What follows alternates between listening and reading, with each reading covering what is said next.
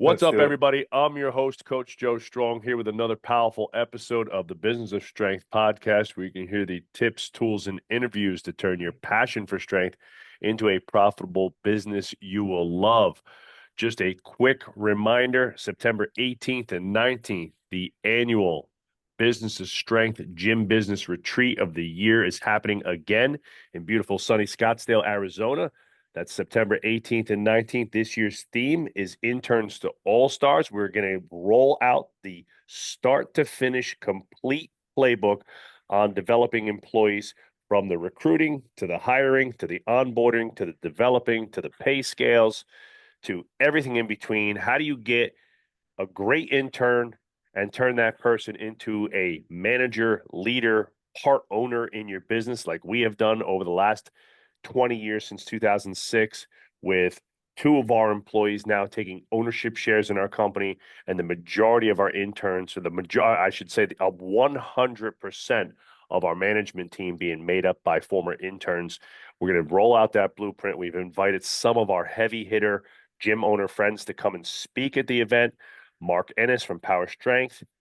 Hey, we have one of those amazing gym owners here with us today. We're going to talk to Noam from TS Fitness, and that event is happening September 18th and 19th, Scottsdale, Arizona, at the Canopy Hotel. If you click the link in the show notes there, you'll be able to get yourself a ticket. It will be the best couple $100 you've spent on your business this year, I promise. 2 days of learning, education, workshops, networking with other awesome gym owners like Noam, who's on with us today, and just a chance to really step outside of your business and meet some cool people who are living it and doing it, and they're in the trenches with you. So you build your network of friends. We'll talk a little bit about it today, Noam, but being alone, being an entrepreneur sometimes can be lonely, right? And you're stuck on an island. Your friends got those corporate jobs, and you're out there 7 days a week, 365 days a year, trying to swing for the fences and grind it out. This is a great way for gym owners to come and hang out with us and spend some time outside of their business, working on the business. Scottsdale, Arizona. Click the link. You know what to do.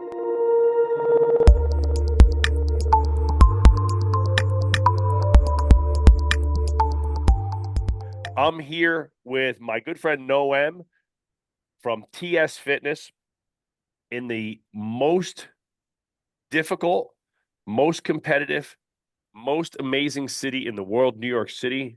Nome has, in a sense, broken the mold, done what a lot of people deem as not. I would never, me personally, I would never want to take a chance and swing the bat in New York City. Too much competition, too much craziness. The rents are insane, right? And Oh yeah. and the people are borderline batshit crazy too. So so to live there, work there, build your business there, Noam. Before we even get into gym of the year and all that stuff, you're just batshit crazy to even start it. Even why? How did New York become the thing? How did you know? Now you're a New York guy, so you're from the city and you're from New York, but what made you want to take the plunge in New York City and say, you know what, if I can do it here, I can do it anywhere? Well, first of all, I want to second that on the Arizona retreat. I mean, I've gone 2 years in a row. It's been so valuable, so incredible. I mean, I love hearing that Mark's going to be there. I know Mark for a while.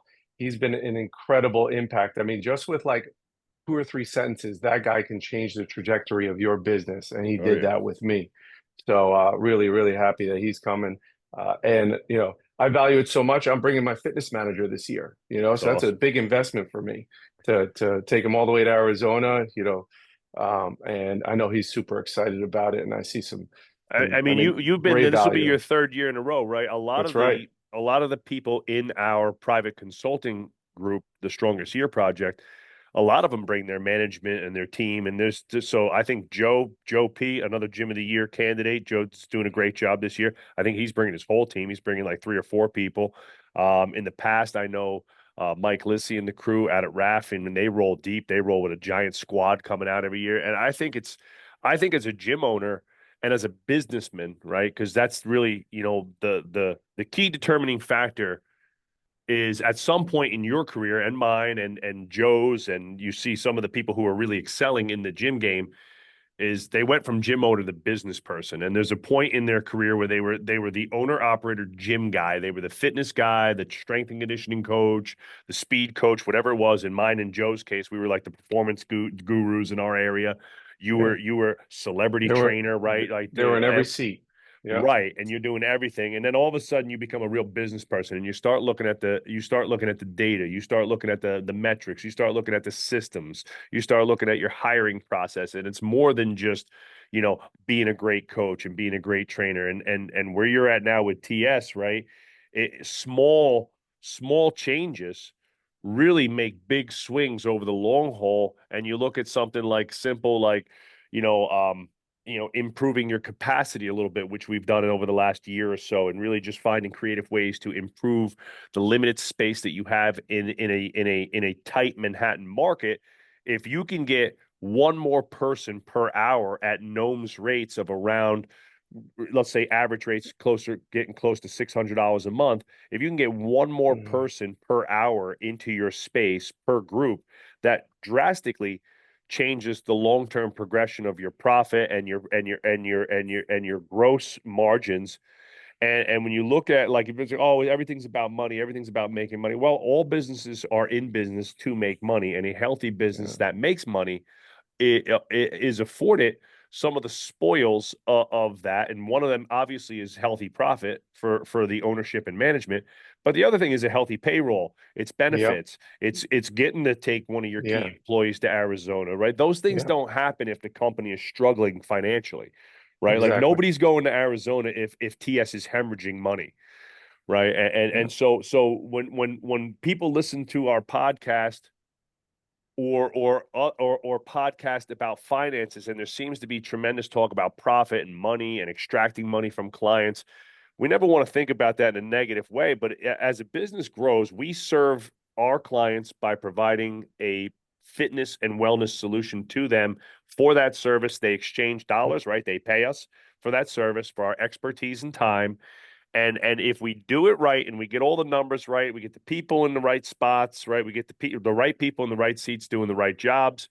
We get the capacity and the prices and the pay cycle down, right? We get that client life cycle down, and obviously we get our marketing and sales processes down.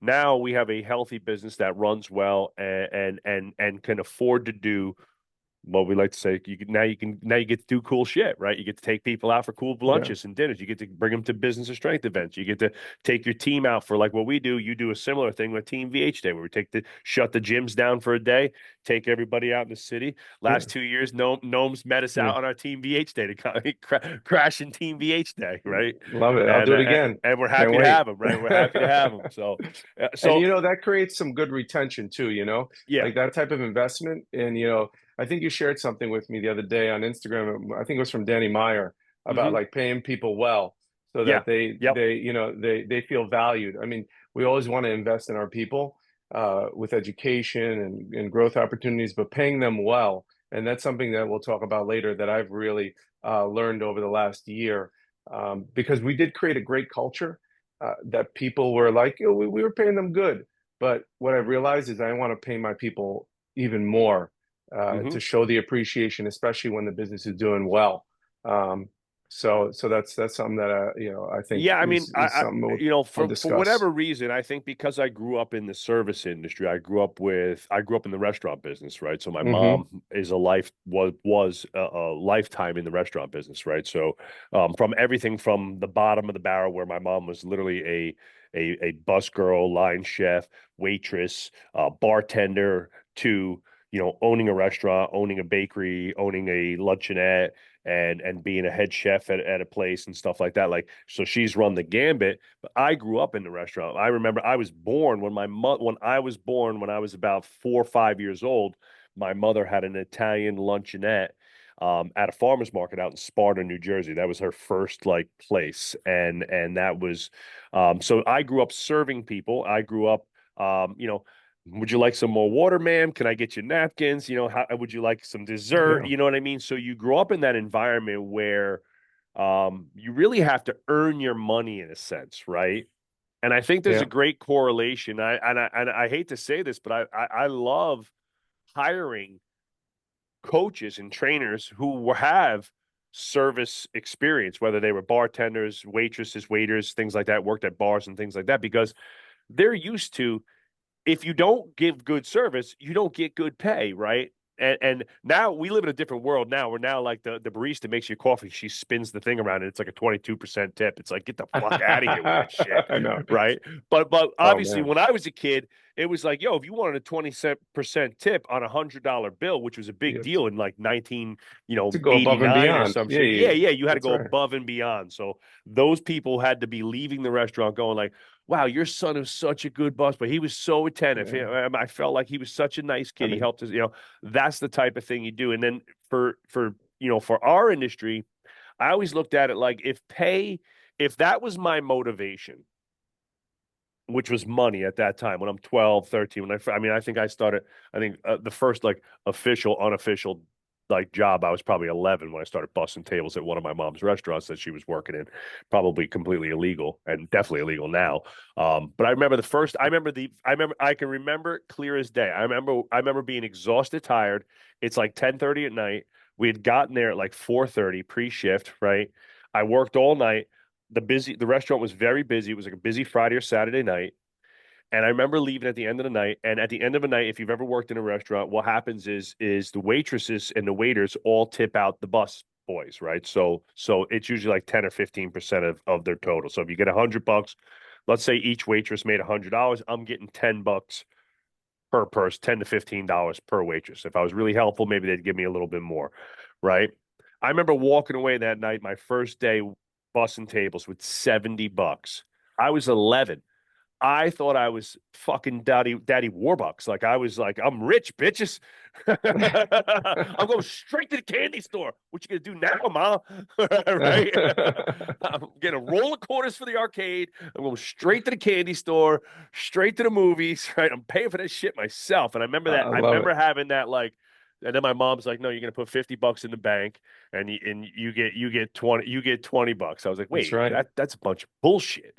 Right? But $20 back in 1989 was still enough money to go get pizza, go to the store, go to the arcade. Right now you can get shit. But I remember, but money's the motivator, right? And so why is it that as soon as a lot of people cross over the bridge and own their own business, they look at employees and paying people as this arduous like money pit. And it's like, oh my God, instead of seeing them as assets, like, man, it's my job and my duty to pay these people well, educate the shit out of them, give them all the skills, tools, and ability Yeah. to be their best. And still, in a sense, rolling the dice because they can walk out the door any day they want to. There's no regulation on that. They can quit, they can implode, they could do whatever. But a wise business person said to me one time, no, well, what happens if you don't give them the money, the tools, the respect, the time and energy, and they're a really good person and they stay? He's like, now you got a real problem. He's like, because now you got somebody who sucks, doesn't do a great job, but you feel terrible getting rid of them, and they need the job, and you know they're a decent human, and you're stuck with them. Yeah. And it's like, shit, that's a good point. It's like, because so That's almost worse. it Yeah. is worse Yeah. because now you feel terrible, right? When it should have been a business decision. So, well, let's get Definitely. into it. So for everybody, Noam has TS Fitness. We're really excited. We don't want to get too excited, but Noam's in the process of legally working out the lease on a second facility right now as we speak. So we're really excited for Noam to take this next plunge and take the next leap in his entrepreneurial journey and open up another gym. Noam's been our consulting group now for a few years, and this is his second year in a row being nominated for Gym of the Year. He's had two banger years in a row. He's been an exceptional client and friend. And that's the reason why he's been nominated twice in a row, nominated not only by us as owners, but by the peers of the individuals in the group who think Noam has made not only has done an exceptional job running his business, but also has made exceptional contributions to the community as well. Whether it's marketing assets, hiring assets, conversations he's had with his employees, bringing employees to other gyms and visiting other gyms within the community and coming to all of our events. I always think like, it's hard for me to judge some of the gyms that are on the West Coast, right, that can't make it to all the events and stuff like that. But obviously, being here in New York, you have the unfair advantage of being 30 minutes away. So, there's no reason for you and your crew not to be here a lot. And you are, and you take advantage of that. So we really appreciate all your work, Noam, and the hard work that you've done. And we don't take this honor lightly, obviously, because to us, we know as a gym owner, or as any small business owner, there could be a lot of selfless days and nights where there's not a lot of accolades. There's no there is no gym owner of the year award anywhere. It's not like something that's, tangible. So we wanted this to be something that, you could take home to your team and your community and wear it with a badge of pride, as a recognition for, not just the last 2 years of hard work, but the last 20 years of hard work, really. I mean, this is obviously a compilation of years and years and years of laying bricks on top of each other, becoming good at your craft and doing what you do. So give me a little I bit of appreciate that. background. Give me a little bit of background for the listeners, Noam, as to, Yeah. how training became your thing and kind of the early moments of TS. What did things look like in the beginning, and kind of, what are things looking like now in terms of the stark difference in the business side of things, particularly? Well, first of all, I really appreciate it. It means a lot coming from you guys. I definitely have taken my business to another level, and I really got to tip my hats to you guys because the resources, the personal accountability, um, the community that you guys have created has been great. So really, really appreciate the honor. Thank you. Uh, when it comes to my background, it's interesting because my background is also in hospitality. Um, I was always into fitness, loved training, built up my confidence when I was younger, got into the gym environment when it pertains to being an employee in college. Really loved just being around everybody who was working out, worked the front desk, got a free gym membership. When I got out of college, I worked in the hotel industry. I got a quick job in the hospitality industry, loved providing service, just really, really enjoyed the interactions I had with people. I ended up becoming a trainer because I wanted to have a flexible job part-time. So I left my job at the hotel and I was actually, it's funny, I was secret shopped when I was there. Right? For those of you that are not familiar, it's the diamonds that you have Michelin and then you have diamonds. Yep. And the diamonds are what signify great service. Hmm. And they secret shot me and they gave me 5 diamonds when they rated me. So it was pretty cool. They don't do that to many people during the year. So I was really happy that I was able to provide that service. And got my master's in hospitality at NYU. Meanwhile, became a trainer, fell in love with the training. I really felt the connection between hospitality and training. A lot of people, when Hmm. they're like, "Oh, you totally went in a different direction," but now you're even seeing it: hospitality and fitness hotels. My Oh thesis yeah. was actually on a fitness hotel when I was there The back guy, in 2000. I don't know them personally, so I don't want to say anything Yeah, good or bad because I don't know them. But yeah. you might have seen those fusion gyms. They're building these like monster gyms in like Philly area stuff. They just bought an old Atlantic City casino ground right on the boardwalk, and they're building the first ever fitness-based resort in Atlantic City right now. It's due to open like very Wow. soon. Yeah, yeah, pretty I'm not. cool, Yeah, I'm right? not familiar. Yeah, Yeah, yeah. yeah. But yeah, that's great. I love to see that hospitality, like hotel and fitness kind of cohesion, and it just happening more and more. I went to an innovation summit and they were talking all about that. You see a lot more retreats, partnering with hotels that are providing fitness services.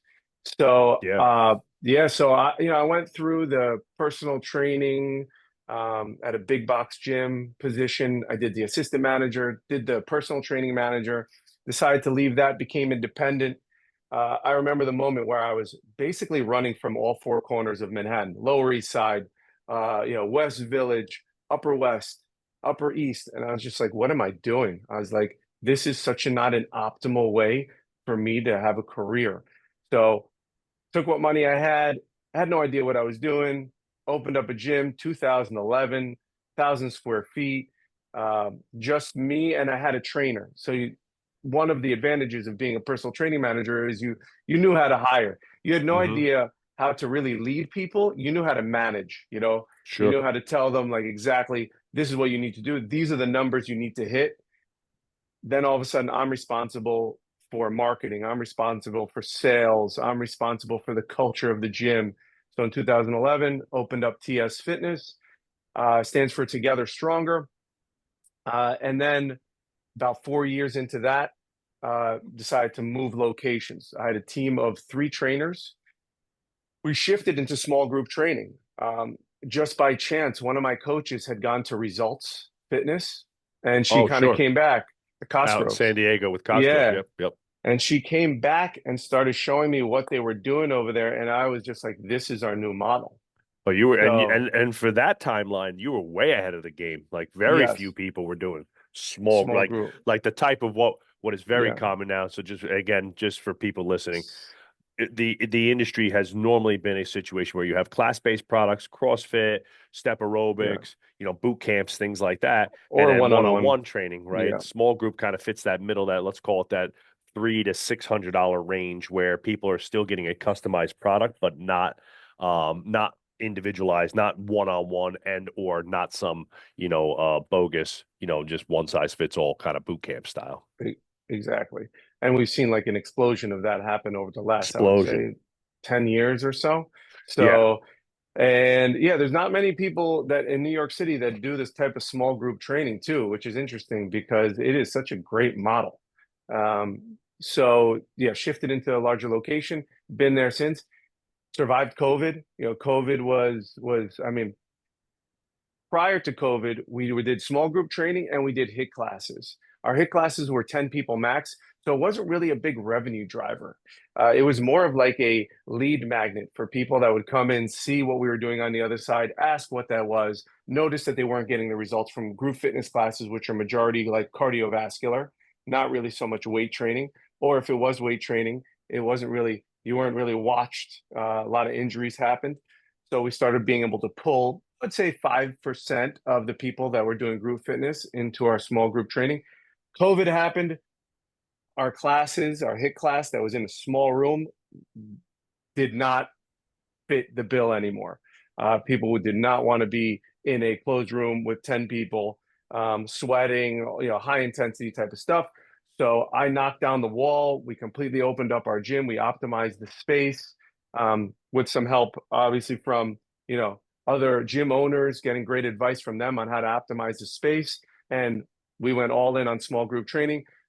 We doubled our revenue from year to year when we went all in on small group training, semi-private training, however you want to call it. Hmm. And kind of the rest is history. Yeah, and now we're here and we're looking to, we're close to signing the lease. We just are waiting for the lease to come back to me for the Upper West Side location on 71st Street and Broadway. So we want to Amazing. take over the Upper Manhattan area. Um, That's awesome. A great location too. So really, yeah, you had been sending us some pictures and videos prior, and I think it's going to be, a great location. And part of it is too, Noam, right? I mean, part of at this point, TS is a mature business. It's been around a long time. You got great staff members. You got a good system. You got good systems in place. You've refined and honed in on your marketing and sales system, so they're consistently generating leads and conversions to members, right? And that's afforded you, like we were talking about earlier in the very beginning, that success, that the both financially and system wise, systematically within the business, just in terms of the quality of the business that it's become, it affords you to these other opportunities in life, right? And now the next stage of your journey as an entrepreneur is growing and expanding your management style, your management ability, the ability to market for multiple locations and stuff like that. And I always looked at that, and part of it is the excitement of the new challenge, right? Because when as a serial entrepreneur, which I know you are, um, I don't want to say we get bored, right? Because we're always busy, right? There's always something to do in the business, but we look forward to an exciting new challenge that really stretches the limits of your ability and forces you to level up personally. what are some of the things that, as you're going through this right now, lifetime, like as as you're making these decisions and making the transition from a solo entity gym owner who's had quite a bit of success the last few years, especially, right, where profit's been fantastic, your personal income's been really great, and you've been able to develop and hire some really, really awesome employees who are also reaping the benefits of a financially successful business. What are some things that you would tell other gym owners right now who have one facility, who are maybe thinking about expanding? What are the skills, the thoughts, maybe some of the fears that you're having that you're thinking about in the next, let's call it 6 months to a year as this project comes to life? So, back to the hospitality, that's my strength. I'm a hospitality person. I can talk to people, I can schmooze with people, I can sell to people. The thing that makes me a little uncomfortable is the projections, the numbers. They say that, plans are useless, but planning is invaluable, you Hmm. know? So the thoughts of how many are we going to pre-sale? I've never done a pre-sale before. So Right. I've spoken to a number of people. Some people have done incredible pre-sales like yourself, with your Hmm. your Ordell location. And then other people, they don't pre-sale. They just open up and they slowly build. They slowly build their people in, they slowly trickle in.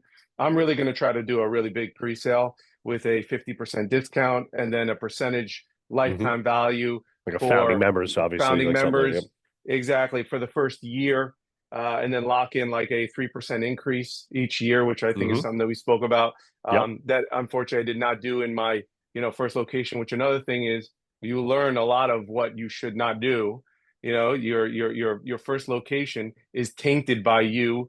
You're flexible with a lot of different things that you probably shouldn't be flexible with.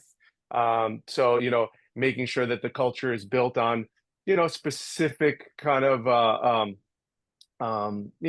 specific rules and things that you won't bend on and things that you will bend on. So I think that that's one thing that really kind of makes me a little bit, you know, excited, nervous, knowing that it's going to be a great growth opportunity. Is how are we going to start? What are the projections? How are we going to have to modify the projections? Have a whole spreadsheet, and as things happen, you modify, you roll with the punches, you see what works, what doesn't work. So I think that that's really big when you are opening up a second location. I think another thing is, developing the KRAs and the KPIs for somebody who is going to be the one who runs that location, because they need to be extremely well rounded. Right now, in my first location, we have a sales manager slash operations manager, and then we have a fitness manager. I'm going to have to take those two positions and kind of mesh them into one. That person's got to be really good at sales. They got to be really good at training. And then they got to perform, a really high level of service all around. Sure. So you need all of that. They need to be a driven person when it comes to, hitting certain metrics. They need to be uh, somebody who's results driven, not just somebody who is, really strong in one area or the other. And that's challenging. And, a lot of times what I've seen is that people have the great location, they have the right business model, they don't have the right person. So, Hmm. I've heard from really successful people is that if you get the right person, you're kind of lucky. So be prepared, because sometimes that person that you think is the right fit may not be the right fit, shortly thereafter. I know you've experienced that as well. So that's All something that, businesses do, but like, yeah, so I mean, let's unpack that a little bit, right? yeah, So the reality is that in a service business like ours and a restaurant, right, which we make lots of analogies, or a big like a really nice hotel chain, nightclub, you name it, wherever the name of the game is, humans are paying for a serviced experience, right?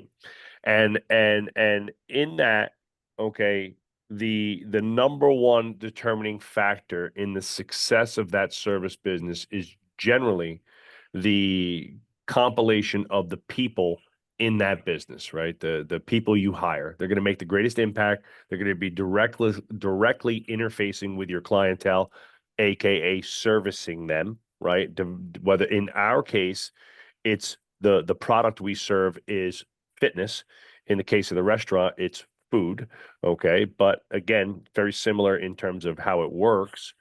So if we know that hiring great humans is a key factor to building a great gym business, one of the ways in which we can mitigate failure and or the let's call it the likelihood, or let's call it reduce the risk, right? Because we can The never expectations. right, we can never get rid of all risk, because humans are humans, and some humans are gonna, they're gonna implode and shoot themselves in the foot. But you know it's really having a great hiring system, right? And hiring, right, Mhm. knowing exactly what you're looking for, right? So it all comes back, in my opinion, if we're going to outline and create like a bullet list of like the key determining factors in hiring success.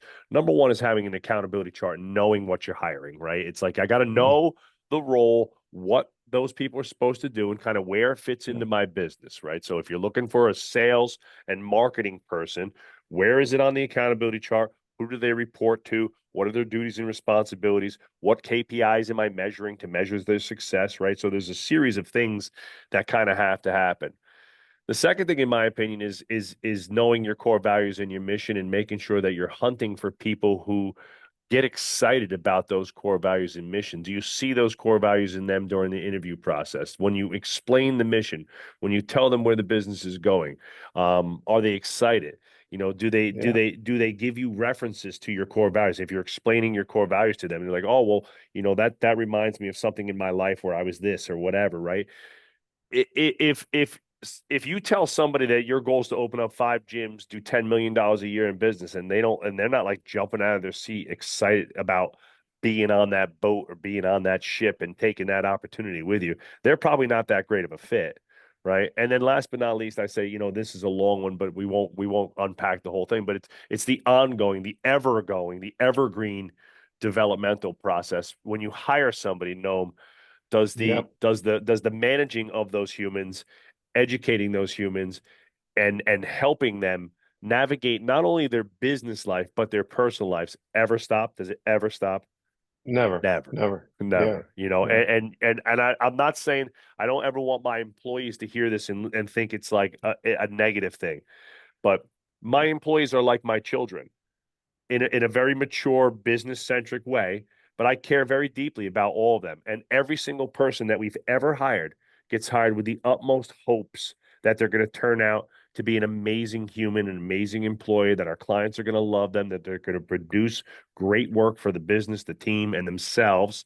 And then we do our best to let that happen. And if it doesn't, sometimes it just doesn't, right? But so Yeah. if Just keep pouring into them. you just You got to know, keep that's it. pouring into them. And I think Yeah. that's one of the things that, again, when you came over to us and started working with us, we one of the key things that we talked about with Noam was his management style and his ability to lead other people and not micromanage and not nitpick things they were doing, but to really create systems, guardrails, and principles for his business, as opposed to reactionary tactics, which was a lot of, and I don't want to, again, not that you were a bad manager, not that you're a jerk of a human, but as business owners, we're very emotionally and viscerally tied to everything that happens in our business, because it's like, I created that. Oh, I did that. Oh, I dreamed that system up. Or it's like, this is my baby. I started No, this no, I thing. could do it as good as I Yeah, can. yeah, yeah. So it gets Yeah. really easy to be reactionary and, like, I don't want to say like flip out, but like everything's a big deal when it shouldn't be. And it's like, hey, if we just create a systems,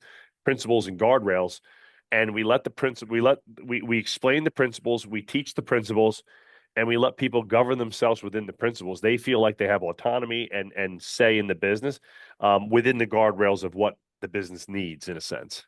And You I know, think personally, also when you don't tinker and manage, micromanage, and more, lead, you live a happier life. I think that yeah. that's something that you're happier, not as stressed out. And if you see things you don't like, you again help people kind of navigate that and understand, here are some tactics and things like that maybe you could try out, instead of shoving things down their throat, which again, something that I've kind of done. Listen, I've done it too. it's led me to where I've been, but I don't think that that is long-term sustainability. People will eventually leave. People will eventually, they'll be resentful towards you. They won't want to grow with you. Right now, going and expanding to the second location, I really need to make sure that my guys here at the east side are really locked in, happy with what they're doing, feeling comfortable with everything going on. and we've really, especially this year, over the last 6 months, have really built that really well with Parker and with Philip, where we're having very constructive conversations. They're very much taking ownership of the defensive and offensive scorecard, and they're owning that. And I feel okay leaving. Let's say shit hits the fan, and I need to go run that location over there, which is not really going to happen. But let's say I lose a facility leader or something like that over there. I need to know that this place here will run no problem, Yeah. which it did. I was just away in Italy for 2 weeks, and Yep. closing people. I'm seeing on the Slack that getting this person closed, upgrading this person. You know, so I definitely have all the faith in the world that they can do the great job here. Well, the number one rule of scaling to a second location is making sure that you don't fuck up location number one, right? Correct. And because you already have a cash flowing successfully, financially successful business, the last thing you want to do is take all your eyes and attention off it and it implodes, and now you have a less or a less financially successful or a financially damaged business because you went off in a different direction. And that almost Yeah. always comes down to people and systems, right? Because you're not going to run back and forth every day between two or three gyms. It's just not happening, right? It's just Yeah. impossible.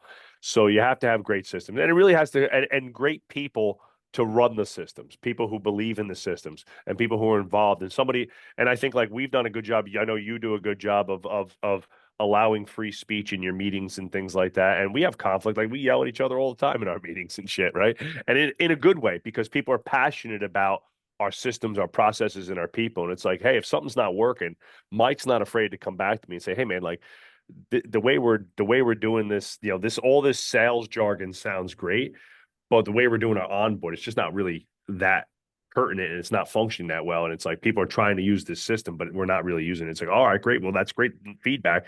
Thanks for bringing that to my attention. So we just spent the last 3 months working on this thing. So you're telling me we're torching it already? And they're like, well, I think we're torching it. It's like, fuck, all right, well, whatever. Then if that's what the team's telling me, it's like you have to Yeah. have some healthy conflict, and you want people on your staff who don't just like show up and be like, well, whatever. I just do whatever Noam tells me to do today. And if he tells me to fucking turn right, I Yeah. turn right. If he tells me to turn left, I turn left. And it's like, all right, you need some Yeah. people, you need somebody to say, hey, no, I'm like, we've turned left and then right and then Yeah. left and then right. Can we just fucking stay straight for for a couple Yeah, months? and you know what? Those people a lot of times are on the front line. You're not really on the front line as Right, much anymore. right, So you're getting really that feedback from members and you're seeing it in action.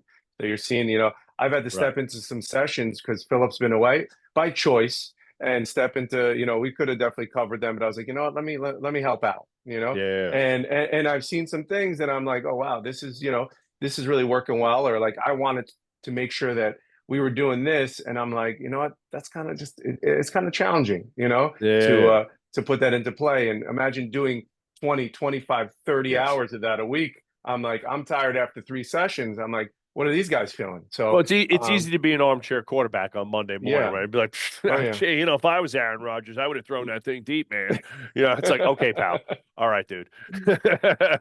Totally. All right, Totally. so let's dig a little bit into the numbers and stuff because you had a great year. So I'm looking at some of your metrics that you put in your document, and obviously for everybody who gets nominated for Gym of the Year, we have them fill out like a pretty lengthy document to just kind of highlight some of the key things that they did. And I'm just going to give out some rounded numbers here, but revenue's up about 15%. Profit overall is up about 10%. Your average monthly client value is staying strong at just above $600 a month, which is fantastic. So for people listening to other markets, they might be like, holy shit, what the fuck? If I could get $600 a month. But you got Yeah. to remember, Nome is in Manhattan. And everything else in Manhattan cost equally as much. So, it's not like Nome's in Manhattan charging $600 a month and has a $3,000 a month rent. So just for context. And again, he also, in Manhattan, you got to pay people a lot more too. Like you're not paying a part-time coach, $15 an hour in Manhattan. They're just not going to work. People are not going to work for those type of dollars. So those things there. Membership is up. We're hovering close to 200 members for the year, and we've expanded the staff in the last year greatly. Right now we have Madeline, we have Philip, who Melanie. oh, Yeah, I'm we got sorry, Mel. Melanie. Sorry, I thought it was Madeline. We Yeah. have Melanie. We have Philip, who's been with you for a while now, who's your facility leader, and he's like your lockdown number one guy. Yep. And we added Ivan and Danny to the mix as well.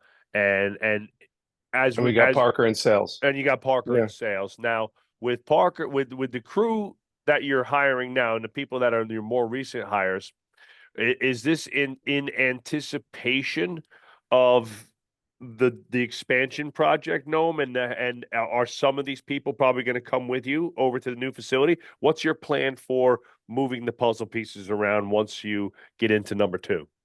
So I think that those people are going to stay put. They Okay. they may do a little bit of Like I training guess like work and helping people coverage. get, yep. Yeah, exactly, when, as needed. And we've spoken to them and they're all open to that, which is great. And the new hiring will be, that facility leader will be solo to start with some assistance. Hmm.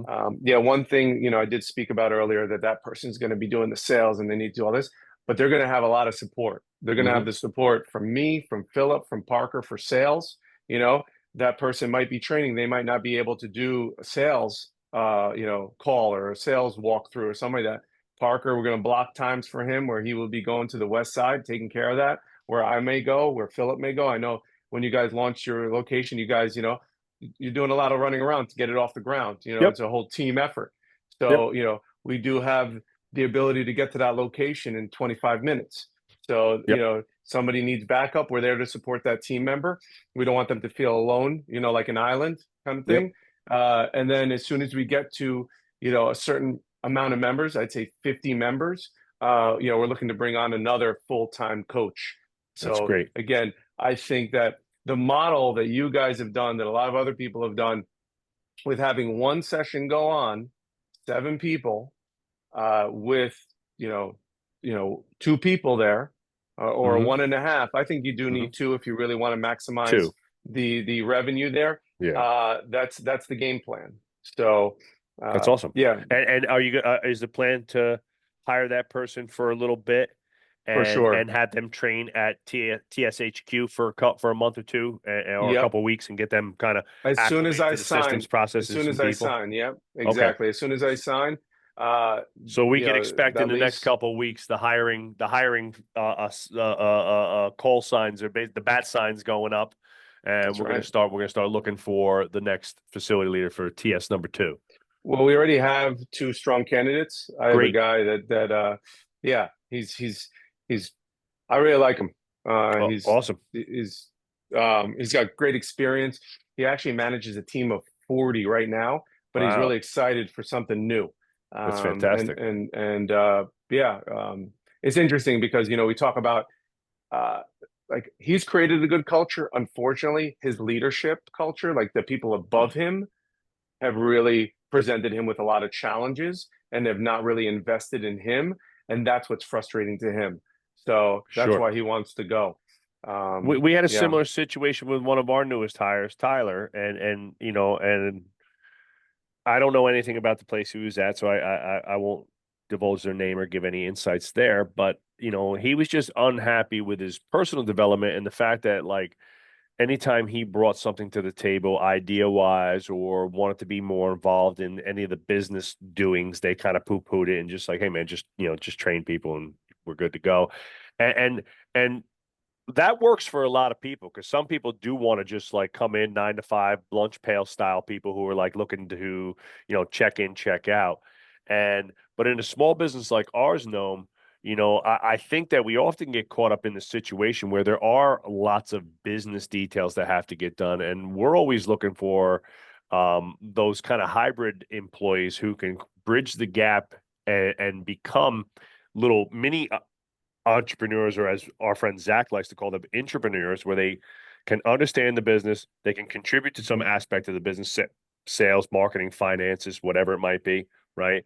And they really greatly increase their net worth within the business, right? Because your value as a strength coach, and again, I'm not poo-pooing at all. I'm a strength coach first and foremost. That was my passion. That is my passion. I love coaching. I love programming. I've gotten back into programming the last year a lot, and I've helped the team a lot, and I've been doing some really awesome programming for a group of people that I train with digitally, right? A bunch of my friends, and I've put together some savage programs over the last year. I'm excited to do I those did types one of with things. you. Yeah, I yeah, did yeah. one with you Well, that was yeah, yeah, when that you was fun. came. That's right. We did the Yeah. workout together, but the reality is that you know that has a limited amount of, let's call it a limited dollar sign in a small business. Yeah. You have to be Yeah. able to sell in a small business. The key determining factors is to being a successful trainer in the private sector is you got to be able to connect, communicate, and get people to want to bring their friends to come train with you. You don't have to be. I don't. Referrals. I Yeah. don't expect like Big Mike to be out on the street like pulling in business from like out at the supermarket and stuff like that, like right, or writing email copy all day. But he's got to be so damn good and communicate so well on the floor that people are clamoring to bring their friends to come train with this guru strength coach we got here, right? So, in terms of referrals, reactivations, and things like that, that's the bread and butter of the training business. And if you can't do that, your value is very limited. And it's interesting because back to bringing people on and why we brought Mel on recently is we did have to let go of somebody that did not feel that that was part of his job description. And we had spoken about that. And that's something that I've learned for new hires is that it's that non-coaching stuff that really is important as well, just as important as the coaching. So providing the service is important, but doing those reach outs, doing the referral asks, doing those social media posts on stories, which is another way that you market, is Mm-hmm. really, really valuable to a small business. So I think that that is something that I have been able to get across to our new hires and explain to our current hires how valuable that is. And we do a bit of a check-in system now Mm-hmm. on what you're asked to do, how much, what the quantitative number is of that stuff. Again, I'm not looking to micromanage them. I'm looking to support them. If they don't do the reach outs, hey, by the way, is there a way that I can get you to maybe it would be best if you do it right after your workouts, right after your sessions, highlight one person, just write them. I'm sure they'd appreciate. Think about how you would feel if you just did a hard workout and the coach messaged you saying, "Hey, great job on those deadlifts. I love to see you go up in weight." So it's like, We're too goddamn nice, bro. I know what yeah, you're really thinking inside, 'cause I'm thinking the same thing. If this was your own fucking gym, there's no way you would miss those reach outs. yeah. Thank God for Anomaly. I really think it's a great tool. It is Anomaly a is great great tool. for that. Yeah, yeah. Shout out to Um, Summit and his crew out there. It is a yeah, great tool, yeah. and So I like it a lot. But I mean, look, there's a reason. We you got to look for a certain type of people, and yeah. we've gotten really clear. And we've had, me and you personally have had a lot of conversations about the people we're trying to hire and the types of humans we want to bring into our facility. And it really now, and look, I'm not, I don't want to sound like cocky or nothing like that, but I'm at a point financially where we're doing pretty damn good. I'm personally doing pretty damn good. Like I don't want to. I only want to surround myself with people that I want to be with too. So like when we hired Tyler, right? It was because he was a pretty cool. He was badass. Like he was strong. He was fit. He had a great story. He seemed super excited about learning the business, being part of the business. We had Ariana, who's been right, who's our new host, right? She was 16 years in the Marine, Paris Island drill sergeant. I'm like, oh, I don't even say no more. Yeah, Like I just done. want to see what Yeah, this badass is all about, right? So you yeah. gotta get clear on hiring who is important, but marketing is Certified key good too, people. right? Like, you Yeah. gotta have good people. But you've learned a lot, and I learn a lot every day marketing wise, in that you can never have too much marketing. Break down for me some of the, like, let's call it some of the big hitters. What are some of the big drivers for leads at TS? But whether it's stuff that's evergreen, that's always on It's every year, your big initiatives, versus some new things you've tried this year that are, that have either worked or have not. so it's funny when I was filling out the document for Gym of the Year, the same thing kept on coming up, which was the 6 week summer shred. Now, Mm-hmm. you guys did, the summer shred like as an extension of your Mm-hmm. 6 week transformation. Yep. We actually made it our summer evergreen.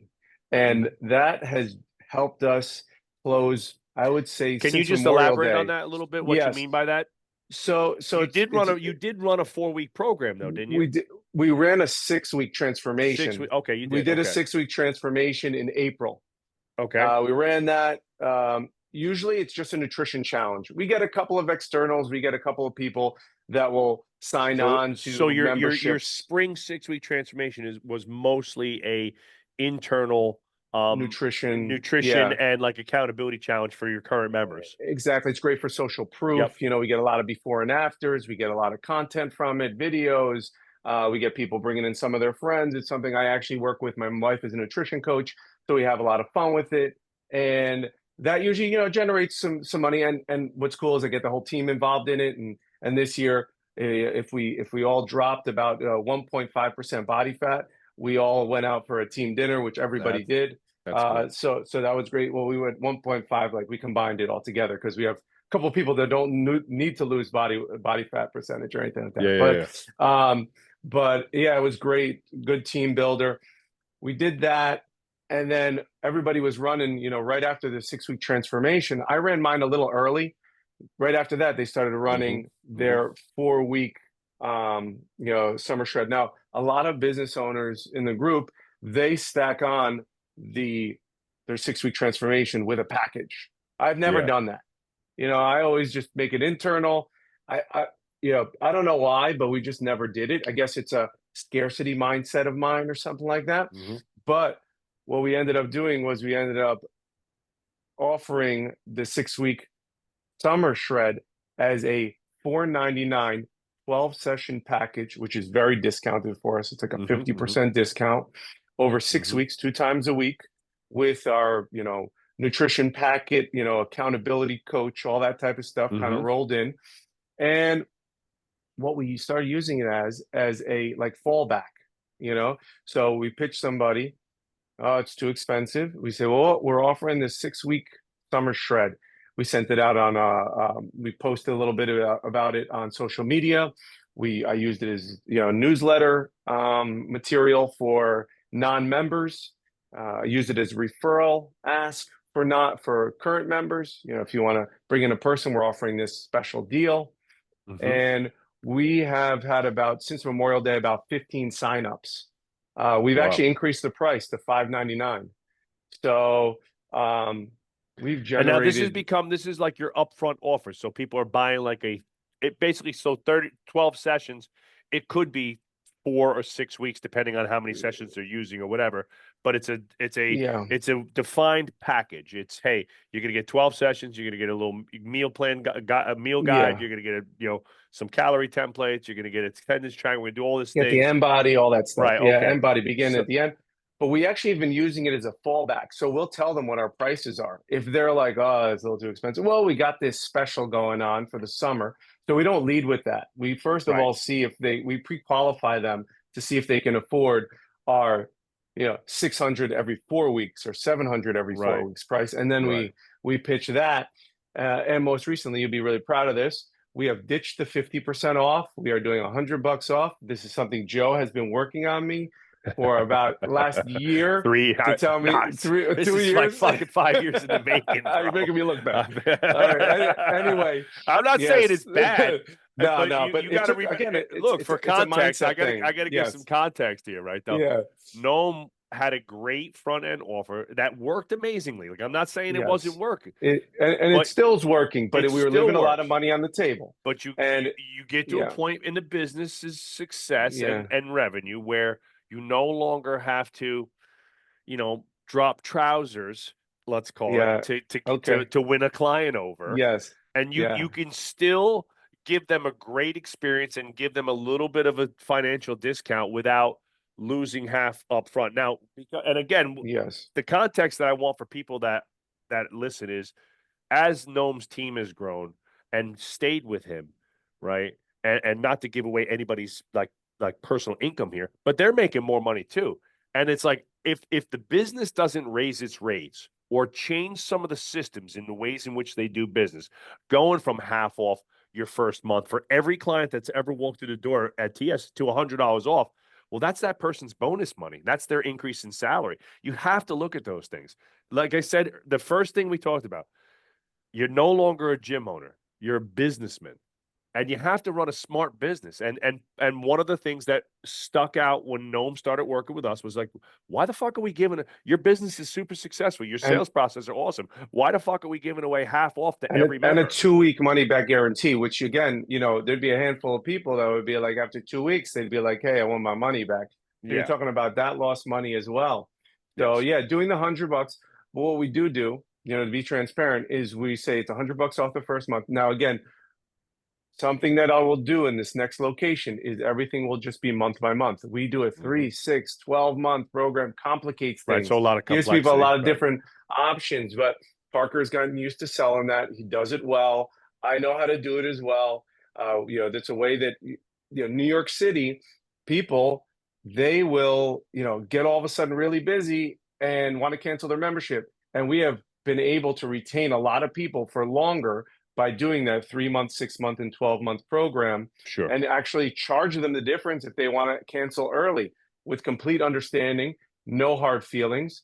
So, that is something that has helped us. But right now, with this $100 discount, we're telling them that they can cancel within the first month. We're not going to lock them into a 3, 6, or 12 month. We say you pay $100. If you want to cancel within the first month, just provide us written notice and we will cancel you. You're not obligated to continue, but we will at least keep that income for the first month with only $100 off. And that's Mm, what Parker and I have been doing over the last month. And that has great. been pretty successful with, again, the summer shred as a fallback method. Do you see that as being something that you keep on the menu as like one of your evergreen offers? Noam, do you The, think you could just have like like a 30-day shred like program that you can buy into? I definitely, if the person is the right culture fit, I think, but if it's a person who we know is going to be challenging and difficult and has no potential whatsoever to convert, I don't think we offer that. I think we kind of pre-qualify and be Right. selective with who we can do that with, because what we have done is the people who do the 499 or 599, what we've done is we've kind of like been like, okay, if you want to continue, we have a little special offer for you to continue. It's a little bit of like that $50 discount over the next 3 months, 6 months. So again, we're getting that reoccurring revenue, which has worked with some people, especially ones that we didn't think would convert. All of a sudden, you build the value, they see great results, and now they're willing to pay. Yeah, I mean that's amazing. I love that. I think, I mean, there is something. I mean, we're kind of the transformation specialists. We're always pumping the 6 week transformation. It's been our best program. I think it's just a psychological thing. People like knowing that they can do something in a compartmentalized fashion, and in their call it scarcity mindset, money scarcity, whatever it might be. But in that moment of purchase, they don't feel as locked into this long term arduous thing, right? And Yeah, fitness for a lot of people could be scary, I think, because it really forces you, look, to get truly fit, you have to look inside a lot at your habits, your social environments, everything, right? And I think a lot of people, they know they need to do something, they know they need fitness, but they don't want to have to, they in their head it's like, all right, if I make this commitment, I'm going to spend $600 a month. That sounds like $7,200 a year. I can't do that, right? Or it's like, then I gotta have this trainer like on me like every month, like, and I got parties coming up. I got a holiday party. I got this. It's like, I don't want them telling me like I shouldn't be drinking wine every day. It's like, you know what I mean? There is that, and it's like, it's and I'm it's a not, true and mindset. It's a mindset yeah, transformation. yeah, Yeah, yeah, yeah. Like it's I literally had a woman tell one of our old trainers, right? He's no longer here, right? They're both, neither one of them are here anymore, right? And she was like, and she was on one about like wanting to lose weight and get in better shape. And her husband ran like marathons and shit. She did not. So our trainer, in a sense, doing his job, but maybe he was pushing her a little bit, right? Which you need to sometimes, was like really pushing her to cut back on the wine. Now she drank about a bottle a day, right? And and she literally stopped him one day in front of me and grabbed me and was like, "Listen, I'm going to tell you this one more time. If you bring up the fucking wine again, I'm going to walk out the door, take my husband and my two friends with me, and I'm never fucking coming back here." And she was mad as hell. And I was like, "I'm really sorry. What's the problem?" He's like, "Look." She's like, "Look, I work out 5 days a week. I do everything else right. I'm not going through life without my wine. I don't want to hear about it. I know it's not good for me, but I don't want to Yeah, fucking be reminded every single day that I come here. And I was like, "You're right. You're 100%." I went back to the trainer. I was like, "Look, man, like, just take that shit off the docket. Go find something else. Tell her to cut back on yeah, her ice cream. I don't know." But And now to this day, yeah. like when somebody brings something up, it's like a joke saying it here. Like, if you think I'm going through this life without my bottle of Without wine, some you're out of wine. yeah, you're out of That's your funny. But yeah, it's a mind. good lesson. I mean, you got to know when to push and when not to, Yeah, yeah, yeah. It's a delicate balance, something that Philip knows a lot about. Sometimes I'll tell him, yo, well, this person's not coming in, or this person's, doing this or doing that. He's like, explains to me this is their mentality. Like we Yeah, we got we got some gym donors, man. We got yeah. people that are getting charged $700 $800 a month, and they're not coming in for 6 7 months. And I'm like, Philip, you doing your follow-ups? And he's like, dude, he's like, I follow up with this person every 4 or 5 days and they don't reply. Now I'm gonna follow up with them every 2 weeks because it's a waste of my time. Like, they don't Yeah, even at the reply to end of the me. day, they're So still it's like, you adults, and know you're what? in charge of your Yeah, own. Some exactly, people just want to exactly. know that they got it when they want it. So And let's. yeah, sometimes he's like, don't put, listen, we're getting paid, and it's on them. It's on. So anyway, yeah, So hey, let's keep it well, going. a lot of the stuff, obviously, as a business owner, you're on your own. You're on an island. It's a lot of lonely nights thinking about like who you got to move around in the gym, what you're going to pay people, like what your next moves are, the next marketing that's got to come out, all this stuff. But obviously, like yourself, you find value in being part of a mastermind group. Earlier today, we were texting back and forth. You were involved in another group. I met you in another group, right? So, what's the involved? Like, what's your take on? This is a completely loaded question, but like, obviously, your involvement in the business of strength and the strongest year. What are some of the key things that you've gotten out of it in the group itself, and why do you, as a successful business owner who makes great money, why do you continue to invest in your own personal education and being involved in mastermind groups? I mean, the value, is just 10x. The people that I meet, the opportunities that I get. I know there was unfortunately I couldn't do it because I couldn't attend because there was me and Philip were doing our mid-year review, but I know Adam did a call, did a Zoom call, about putting yourself in those circles. I mean, Yeah. I know recently he did Yeah, no, he just did that like swim a with that was like an Jesse. ad lib Yeah, call. Yeah, yeah. yeah, yeah, yeah. And that was, I really wanted to be on that call, but he's been able to put himself in some great circles, and be able to, again, grow the brand of Varsity House, grow his Hmm. personal authority, really become, I know he did he spoke out in Texas, Hmm. last Hmm. year or something, and Yep. did a call there, or this year. But this is the type of people that you're around. You're around these go-getters. You're around these people that Yes. just keep on opening doors for themselves, opening doors for others. And, I also, am all about, paying it forward. So, you get, they say something in, being a business networking international, it's like givers gain, where you also give, you get. So that's something that, in this group, I've really, really love to give and also love to receive, some great knowledge from you guys. And, we talk about, pouring into other people. A lot of times, yes, it's a lonely game. Being a business owner, you can only read so many books, you can only listen to so many podcasts and things like that. Yes, you could share that, but actually speaking to other people about what they're going through and what they're doing to navigate, to build their business, to build their employees, actually going physically. I had the opportunity to go see Derek's Yeah. Rebel, which was great, and then go to your guys' town hall. I went Yep. out to see Mike Lisi. Um, Brian Harkins, I got to see his space before he even opened it and give him some advice, some suggestions, being a new gym owner. Yep. I've been speaking to him, once every month or a couple of weeks, and it's great to see what he's doing there and what he's building. And, the FBI took a huge risk to do that, and I love it. I think it's incredible. I mean, he definitely created a great situation for himself. Sure. Um, you know, so yeah, just the environment, is just incredible with the Yeah, I group of think people like you got. I mean, the reason I mean, look, I'm still in Spent the a day bunch. with you in the city. Yep. That was great. I mean, I'm I coming took so back many in a couple notes. weeks. Can't wait. Can't Yeah, yeah, wait. coming Yeah. back in. That's one of the things that I love. I love about the consulting stuff is like again, I love it's not just being able to help guys like yourself, Noam, like, I don't look at it like I'm coming in like your saver. I look at it also like, hey, there's a few things that I've done that maybe that can help Noam, and maybe there's a few blind spots that he can't see that I can.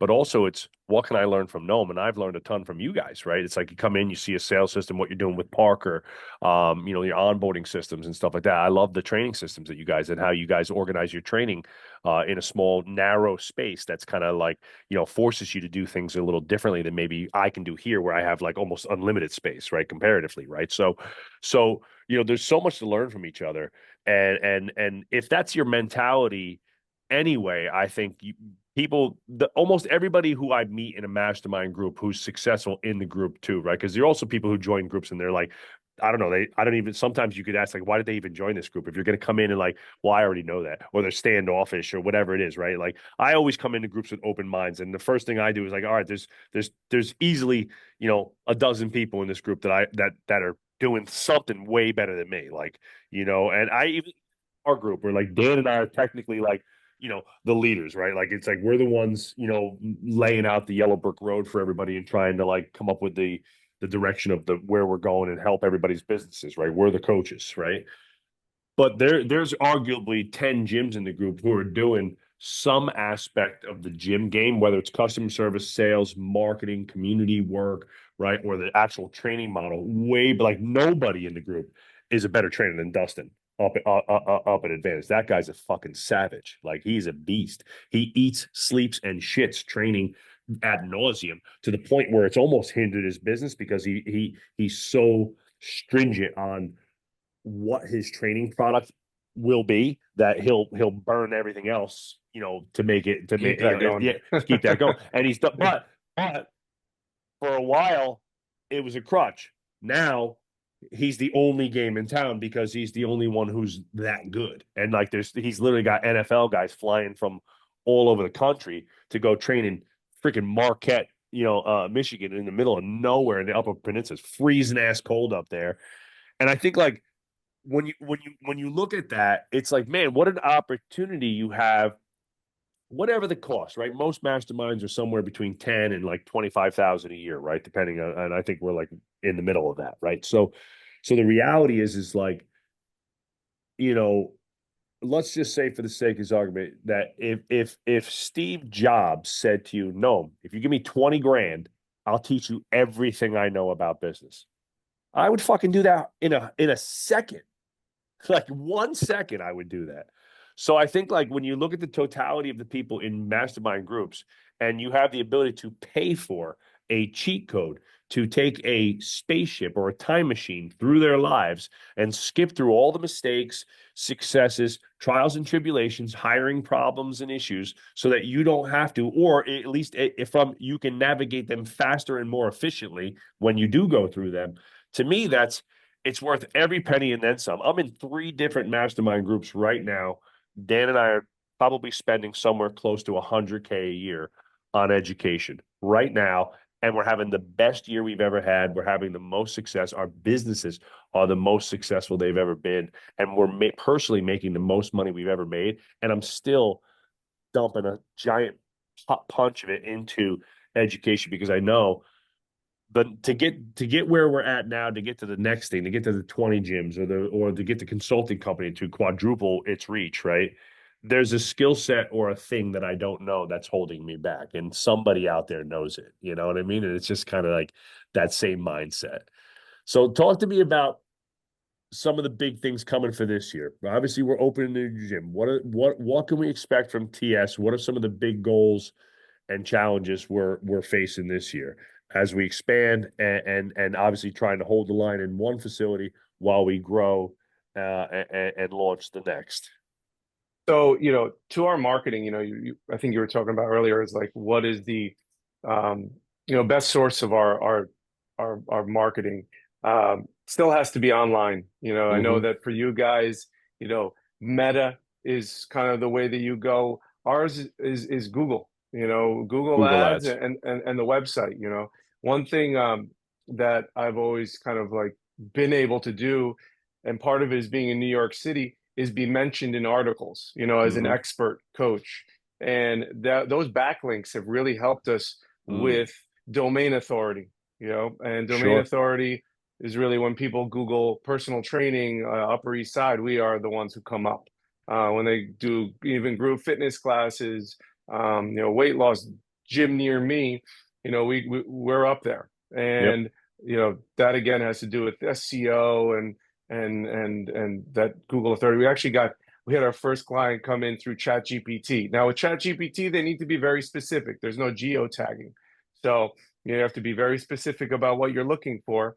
But AI is definitely pulling from Google searches, and that's something that people should be aware of. You should check out, are you ranking on ChatGPT when people now start, because everybody's looking for it now. A personal conversation with somebody can go into like, hey, I need to lose weight. What do you suggest? Well, I suggest you exercise. Well, what are the gyms? Here's my location. What are some gyms that you would recommend? People are like talking about, ChatGPT as a therapist now. But yeah, Facebook ads. And with Facebook ads, I use Ignite. I love their back end organizational systems. I know we've worked a lot with, you know, creating landing pages and different QR codes. And we're doing some guerrilla marketing now, which I've never done before, which to be honest, I kind of was surprised that I never went out and did that more. We got two signs now that we put in different areas that we just link up, chain up, and it has our 6-week transformation on there with a QR Yeah. code. That's one of the advantages. You talked about New Of York having City a is, ton of foot yeah, traffic and it's stuff having like a ton that. of foot traffic, and that's what we need to start Sure. taking advantage of. Sure. Parker and I went, and for about 2 hours the other day, we went to all these you know huge skyscraper buildings, residential buildings, and we just dropped off flyers and we told the doorman, hey, listen, if somebody comes through there, there's a place for a reference on that referral on the landing page. They put your name. Hey, I'm coming with $100 gift card. What my next Mm, step is, just give them a $10 or $15 or $20 Starbucks card and be like, hey, you know, if anybody comes through, please, pass these out. We'd appreciate it. Give them something. First we dropped it off, and now we're going to drop off with a gift. So that's that's something that we awesome. need to take advantage of more.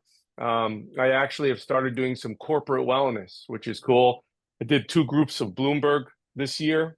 So like, their teams between 6 to 10 people, Hmm. and getting a name out there. I now weekly reach out to one thing that I think Derek talked about during, I think it was the sales summit, which again that was a great honor to be able to speak at that sales summit and talk a little bit about what we're doing to continue to cross above that $1 million mark when it comes to revenue. He talked about making sure that you know what every single client of yours does for work. And what we've done is we've done a lot better job of tracking that and making sure that I'm reaching out to one person per week, asking them about corporate wellness. Hey, and I have a letter that I send out with an offer, with, saying we can do remote or on site, all that type of stuff. We've gotten, you know, we got that Bloomberg, those 2 Bloomberg groups, and I potentially have another group that'll be doing that runs like a building, amenities, and that could be a really great nutrition challenge opportunity Oh, that's there. cool. Yeah, like, I would think that corporate wellness could be a big yeah, niche for you guys if you wanted to build that out yeah, because there's so much business yeah, in and a, it could be done virtually in too. like 5 square Yeah. blocks from it. It's so Oh, so different. much. Like in this city, the Yeah. equivalent amount of people and businesses in 5 square blocks is like 5 square miles out here. It's like Yeah. nuts, you know. Yep.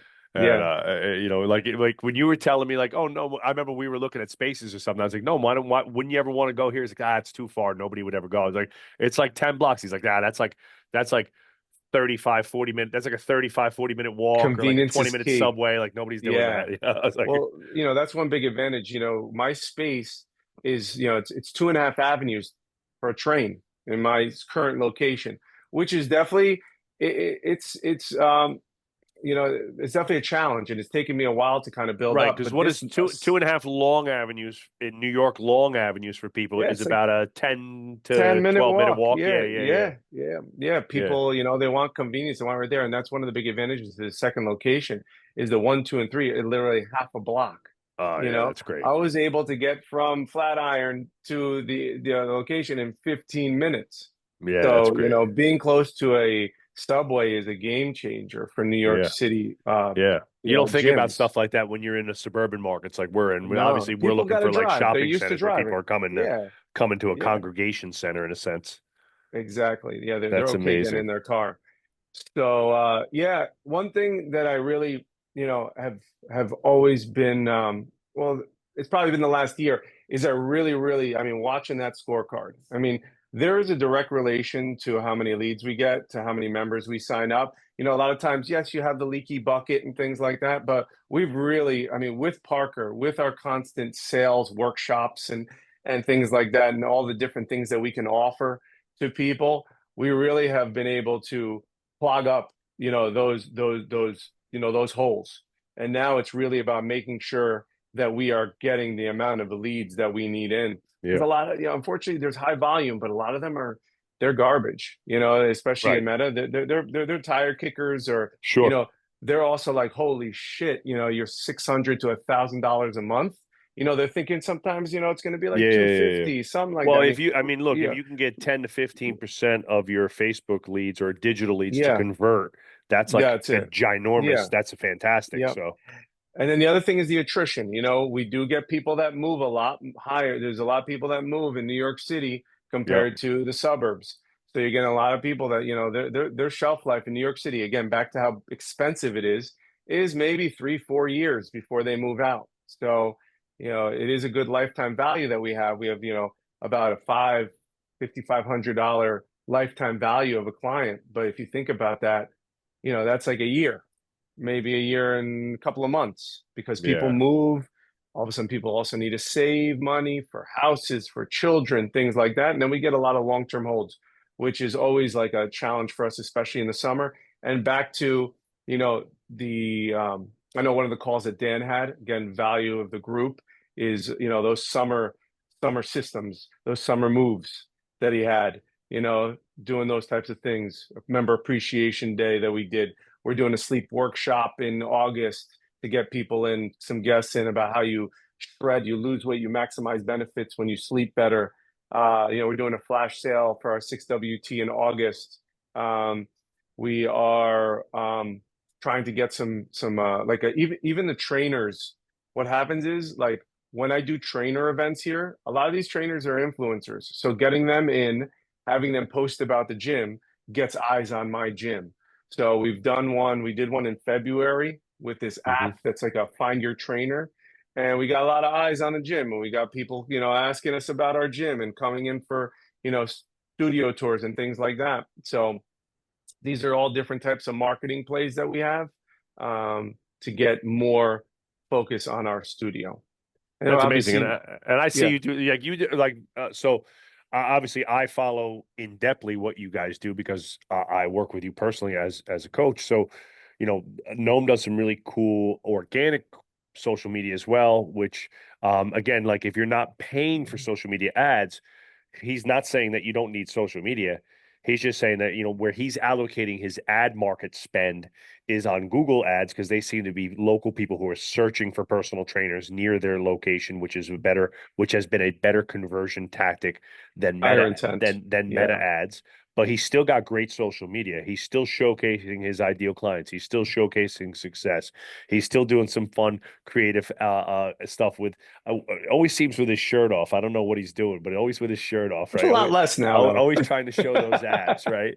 And holding up silly signs in the city, like and things like that. Yeah, So, look, at the end of the day, marketing is how you attract people, and I think as a whole, one of the common themes that you could definitely attest to, Gnome, is that when people join the group, they generally don't have enough of it, and it's nowhere near as consistent as it needs to be to really see long-term growth. The marketing for gym owners is really like because we're so busy, marketing does take time, energy, and creative attention. And so it's really easy to just like rely heavily or solely on social media. And we do a couple posts a week and we do a good job. But when you go far beyond, when you go beyond social media, there's a lot more to creating great marketing and putting great initiatives and great packaged plans together for like a 6 week transformation or your summer shred or whatever than just like posting on social media and stuff like that. And you've definitely done an exceptional job of diversifying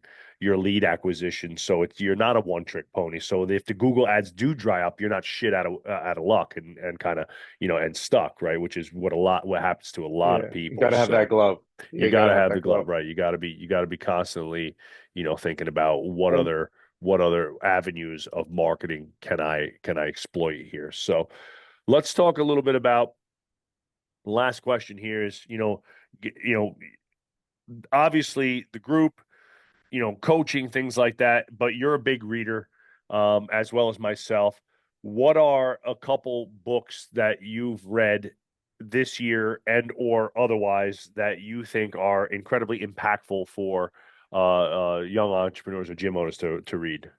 so I reread Traction. I think that It's a was great really, one, really important for me to reread and create my, especially if you're my thinking about vision, scaling, right? If you're the definitely going to vision. grow. Yep. Yeah, VTO and that chart, that org chart and the level 10 meetings, which is when you have a level 10 meeting, you have a certain cadence with your like executive team. And I think tightening that up has really helped. You know, I've had now separate meetings very consistently over the last year with Philip separately and with Parker separately. We call Philip's meeting a rocket fuel meeting, which is also one of Gino Wickman's books, Hmm. which Hmm. is really great. You have what is it? You have your visionary and then you have your integrator, right? And Philip has become more of that integrator role for me, which is, he's kind of like, integrating everything Yes. else, all the team and the employees and everything, as I become more and more on the visionary and the growth side of things. Um, Profit Works. I know that's one of Dan's favorites. Yes. I read that. And then what did I read most recently? Oh, another one is Ultimate Sales Machine. That was really Mm. big for me and Parker to read Yep. together. That was very, very Good helpful old for our Chet sales Holmes. That's a process. great one. Yeah. Yeah, yeah, yeah. Really helped me again. You know, that's where, you have that 100 list. What is it? The vision, the basically creating that list of people that I want to be in the rooms with and kind of helps you expand into the idea of, creating those connections, those referrals, and really expanding your network. Absolutely. So, Noam, this is amazing. You are truly deserving. You've done an amazing job. 2 years in a row of consistent growth, consistent improvement, consistent excitement about your business and improve. And me personally, as your friend and coach, what I like the most of what I've seen personally is the improvement in your management style and your management ability and being able to, like I said, look at things objectively, create systems and principles for your business for other people to lead within those systems and principles, will only do great things for you and TS in the near future as you expand, and will no longer be able to manage the same way that you did a few years ago when it was you training all the sessions and doing everything. And now you really get to, in a sense, test your entrepreneurial skill set to the next level, Can't which is wait. great. And I'm Yeah. happy to be there. I'm excited to be on the journey with you, man. And Yeah, it's man. an honor to be Appreciate it. here. So, Thank you. for the people who listen, can we get where can people find a little bit more about TS and yourself, Noam? Where's the best place to connect? tsfitnessnyc.com. There's a contact us page there. Also, we have our Instagram. It's at Noam Tamir NYC. If you ever want to drop me a DM, I love, talking shop, talking, this type of entrepreneurial fitness business stuff. And Joe, you and Dan have been inspirations to me. You guys have really, really connected with me on a very personal level. I've gone through some challenging stuff this last year. Everybody does. And I really appreciate you guys' friendship. And, it's great knowing that you guys are there for me. And the group has just been incredible. And the caliber of the gym owners has just become better and better. And a lot of that is due to your guys' leadership. You know, we have like a lot of the same people, but just the amount of things that are being talked about in, in the business of strength group have just leveled up, and it makes me want to level up too, So that's Yeah, been great. the conversation has gotten much more higher level over the last 3 to 5 years, as opposed to Yeah. just like marketing stuff. It's really gotten real business centric. So, and you're a big part of that, Noam. We really appreciate it. You're the best, man. Best of luck Thank for you. Gym of the Year. We're excited to see you in Arizona. We'll see you. I'm going to see you probably on August 15th for Team VH Day, but I will Yes. definitely see you on the following Monday on the 18th. I'm coming in to do an in-service for Noam and his team, and we're going to hang out and do some lunch and brainstorm some great ideas to make sure he launches this second facility with an absolute banger. So thanks, Noam. Yeah. Thanks for being here. This Can't is the wait. Business of Strength. We hope you enjoyed it, everybody. Love you, bro. Thank you Thanks, so man. much. Appreciate you.